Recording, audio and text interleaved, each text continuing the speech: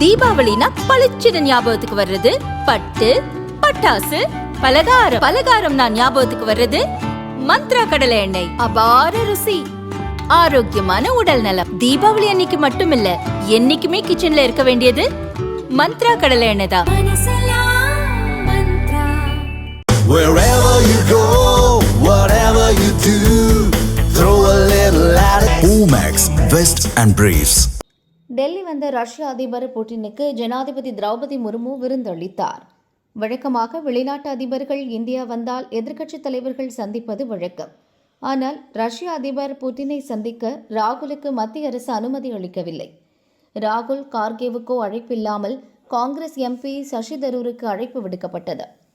வெளியுறவு விவகாரங்களுக்கான பார்லி குழுவின் தலைவராக சசி தரூர் உள்ளதால் அழைப்பு விடுக்கப்பட்டது என சொல்லப்பட்டது. ஐநா சபையில் பணியாற்றிய தரூர் வெளிநாட்டு விவகாரங்களில் நிபுணர். ஆபரேஷன் சிந்தூர் தொடர்பாக அமெரிக்கா உட்பட வெளிநாட்டு அதிபர்களுக்கு இந்தியாவின் நிலையை எடுத்துச் சொல்ல பிரதமர் மோடியால் அனுப்பி வைக்கப்பட்டவர்.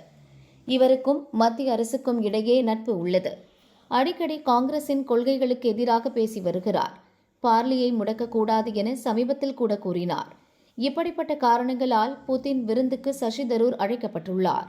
அதே நேரம் வெளிநாடுகளுக்கு சென்று அங்கு இந்தியாவை வசைப்பாடி வருகிறார் ராகுல். இந்திய பொருளாதாரம் செத்துவிட்டது என அமெரிக்க அதிபர் டிரம்ப் சொன்னதை வரவேற்று ஆதரித்தார். இது மோடிக்கு பிடிக்கவில்லை. புதினை சந்தித்தால் இந்தியாவிற்கு எதிராகவே பேசுவார் என்பதால் சந்திப்பை தடை செய்துவிட்டாராம் மோடி.